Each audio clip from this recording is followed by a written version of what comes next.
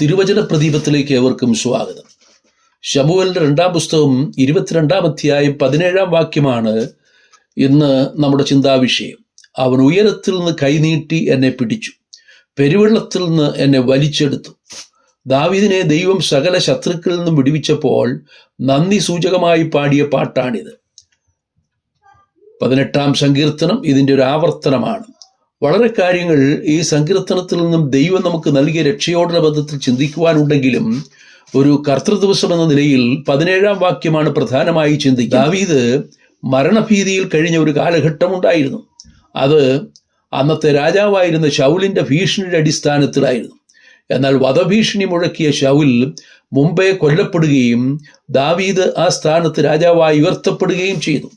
പലപ്പോഴും മനുഷ്യന്റെ നിസ്സഹായതയും നൈമിഷികതയും മനസ്സിലാക്കാതെയാണ് പലരും മറ്റുള്ളവർക്കെതിരെ പ്രവർത്തിക്കുന്നത്. ശൗലിന്റെ ആക്രമണത്തിൽ തകർന്നു പോകേണ്ട ദാവീദ് തനിക്ക് ലഭിച്ച രക്ഷയ്ക്കായി ദൈവത്തിന് നന്ദി പറയുന്നു.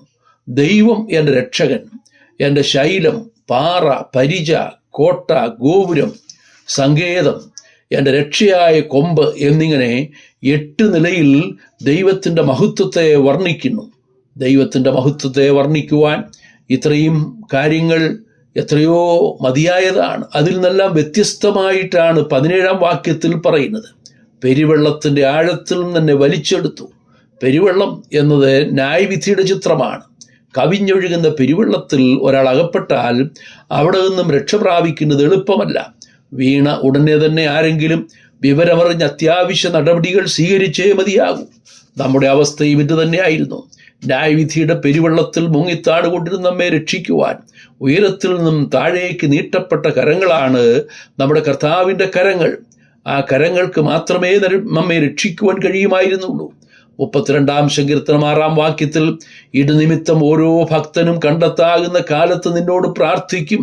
പെരുവെള്ളം കവിഞ്ഞു വരുമ്പോൾ അതവൻ്റെ അടുക്കലോളം എത്തുകയില്ല. നോഹയുടെ കാലത്ത് മനുഷ്യന്റെ പാപം നിമിത്തം ദൈവം ലോകത്തെ ന്യായം വിധിച്ചത് വലിയ ജലപ്രളയത്താലായിരുന്നു. അന്ന് രക്ഷ പ്രാപിച്ചവർ വളരെ ചുരുക്കമായിരുന്നു. അന്നത്തെ രക്ഷാപേടകത്തിൽ അഭയം പ്രാപിച്ചത് കേവലം 8 പേർ മാത്രം.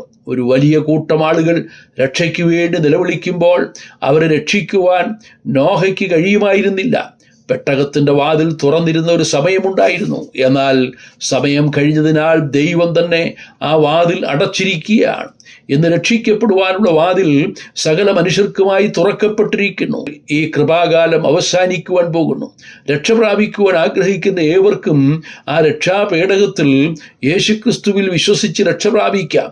നോഹയുടെ വെള്ളങ്ങൾ ഇനി നിന്നെ മുക്കിക്കളകയില്ല എന്ന് തിരുവചനം നമുക്ക് ഉറപ്പ് നൽകുന്നു. പർവ്വതങ്ങൾ മാറിപ്പോകും, കുന്നുകൾ നീങ്ങിപ്പോകും, എങ്കിലും എൻ്റെ ദയ നിന്നെ വിട്ടുമാറുകയില്ല, എൻ്റെ സമാധാന നിയമം നിന്നെ വിട്ടു നീങ്ങിപ്പോകുകയുമില്ല എന്ന് നിന്നോട് കരുണയുള്ള യഹോവ അരുളി ചെയ്യുന്നു.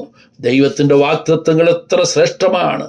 നാം പെരുവെള്ളത്തിൻ്റെ ആഴത്തിൽ മുങ്ങിത്താണുകൊണ്ടിരുന്നപ്പോൾ നമ്മെ രക്ഷിക്കുവാൻ ഉയരത്തിൽ നിന്നും നീട്ടപ്പെട്ട കരങ്ങൾ ദൈവത്തിൻ്റെ കരങ്ങൾ തന്നെയായിരുന്നു. മതങ്ങൾക്കോ മത നേതാക്കന്മാർക്കോ സാമൂഹ്യ പരിഷ്കർത്താക്കൾക്കോ നമ്മെ രക്ഷിക്കുവാൻ കഴിയുകയില്ലായിരുന്നു. എല്ലാവരും നിസ്സഹായരായി നോക്കി നിൽക്കുമ്പോൾ അപ്രതീക്ഷിതമായി താണുവന്ന കരങ്ങൾ നമ്മെ കോരിയെടുത്ത് രക്ഷിച്ചു. അതാണ് കർത്താവിൻ്റെ കരങ്ങൾ. ആ കരങ്ങൾ നമ്മോടുള്ള സ്നേഹമാണ് വെളിപ്പെടുത്തിയത്. ക്രിസ്തുവോ നാം പാപികളായിരിക്കുമ്പോൾ തന്നെ നമുക്ക് വേണ്ടി മരിക്കയാൽ ദൈവം തനിക്ക് നമ്മോടുള്ള സ്നേഹത്തെ പ്രദർശിപ്പിക്കുന്നു. ആ കരം തക്ക സമയത്ത് തന്നെ പ്രവർത്തിച്ചതുകൊണ്ടാണ് നാം രക്ഷ പ്രാപിച്ചത്. ആ കരങ്ങളിൽ നമുക്കെല്ലാ സുരക്ഷിതത്വവുമുണ്ട്. ഞാൻ അവയ്ക്ക് നിത്യജീവൻ കൊടുക്കുന്നു. അവയെ എൻ്റെ കയ്യിൽ നിന്ന് പിടിച്ചു പറിക്കുവാൻ ആർക്കും കഴിയുന്നതല്ല. അത് നമ്മെ മാറോടണയ്ക്കുന്ന സ്നേഹക്കരങ്ങളാണ്. അപ്പൻ്റെ ഭവനത്തിൽ നിന്നും വിദൂരതയിലേക്ക് പോയ മകനെ കഴുത്തിൽ കെട്ടിപ്പിടിച്ച് സ്വീകരിക്കുന്ന സ്നേഹം എത്രയോ ശ്രേഷ്ഠമാണ്. നമ്മുടെ കഴിഞ്ഞകാല പാപങ്ങളെ ഓർക്കാതെ ദൈവഭവനത്തിലേക്ക് സ്വീകരിക്കുന്ന സ്നേഹം മാത്രമല്ല, ആ കരങ്ങൾ നമ്മെ അനുഗ്രഹിക്കുന്ന കരങ്ങളാണ്. സ്വർഗീയ അനുഗ്രഹങ്ങളുടെ കലവറ നമുക്കായി തുറക്കപ്പെട്ടിരിക്കുന്നു. അതിൽ നാവോളം അനുഭവിക്കുവാൻ നമുക്ക് അനുവാദമുണ്ട്. ആ കരങ്ങൾ നമ്മെ നടത്തുന്ന പൊന്നു കരങ്ങളാണ്. കൂരിരുൾ താഴ്വരയിലും നമ്മോട് കൂടെ വന്ന് ആശ്വസിപ്പിക്കുന്ന കരങ്ങൾ, നമ്മുടെ കണ്ണുനീരൊപ്പുന്ന നമ്മെ നിത്യഭവനത്തിലേക്ക് ആനയിക്കുന്ന ആ കരങ്ങളിൽ നമുക്ക് താണിരിക്കാം. പെരുവെള്ളത്തിൽ നിന്നും നമ്മെ വലിച്ചെടുത്ത് രക്ഷിപ്പാൻ കർത്താവ് നമുക്ക് വേണ്ടി അനുഭവിച്ച ത്യാഗങ്ങളെ ഓർത്ത് നമുക്ക് ദൈവത്തിന് സ്തോത്രമർപ്പിക്കാം. ഈ കർത്തൃ ദിവസത്തിൽ നമ്മെ രക്ഷിച്ച ആ കരങ്ങളിൽ നമ്മെ തന്നെ സമർപ്പിച്ചു കൊടുക്കാം. നാം ഇന്ന് ദൈവത്തെ ആരാധിക്കുന്നത് കർത്താവ് നമ്മെ വരുവാനുള്ള ന്യായവിധിയിൽ നിന്നും വിടുവിച്ചു എന്നതുകൊണ്ട് മാത്രമാണ്. ദൈവത്തിൻ്റെ ദാനമായി നമുക്ക് ലഭിച്ച വലിയ വിടുതലിനായി ദൈവത്തിന് സ്തോത്രമർപ്പിക്കാം. കർത്താവിൻ്റെ നാമം ഇന്നും എന്നേക്കും മഹത്വപ്പെടുമാറാകട്ടെ. സ്വർഗീയ പിതാവേ, അവിടുന്ന് ഞങ്ങളെ ആ നിത്യമായ ന്യായവിധിയുടെ പെരുവെള്ളത്തിൽ നിന്ന് വലിച്ചെടുത്ത് രക്ഷിച്ചതുകൊണ്ട് സ്തോത്രം. ഞങ്ങൾക്ക് ലഭിച്ചിരിക്കുന്ന ആത്മസന്തോഷത്തിനായി ദൈവകൃപയ്ക്കായി ഞങ്ങൾ അങ്ങേക്ക് സ്തോത്രം ചെയ്യുന്നു. ഞങ്ങൾക്ക് വേണ്ടി സ്വർഗത്തിൽ നീട്ടപ്പെട്ട കരങ്ങൾ, അത് ഞങ്ങളെ അനുഗ്രഹിക്കുന്ന, ഞങ്ങളെ ആശ്ലേഷിക്കുന്ന കരങ്ങളായി തീർന്നത് കൊണ്ട് സ്തോത്രം. ഞങ്ങൾക്ക് വേണ്ടി ആ കരങ്ങൾ ഇന്നും പ്രവർത്തിച്ചു കൊണ്ടിരിക്കുന്നത് കൊണ്ട് സ്തോത്രം. ആ കരത്തിൽ ഞങ്ങളെ തന്നെ പൂർണ്ണമായി സമർപ്പിച്ചുകൊണ്ട് അങ്ങയുടെ മഹത്വത്തിനായി ജീവിപ്പാൻ അധികം കൃപ തരണമേ. പ്രാർത്ഥന കേട്ടതുകൊണ്ട് സ്തോത്രം. ക്രിസ്തുയേശുവിന്റെ ധന്യമായ നാമത്തിൽ തന്നെ ആമേൻ.